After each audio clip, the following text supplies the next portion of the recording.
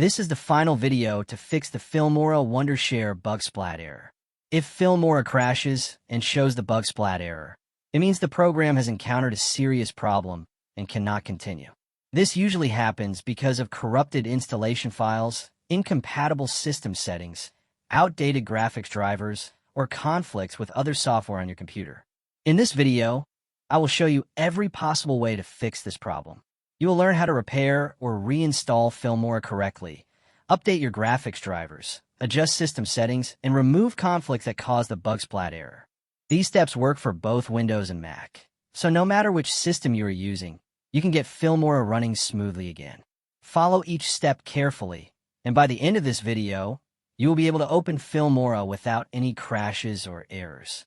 Watch till the end to make sure you catch all the solutions that actually fix the BugSplat problem.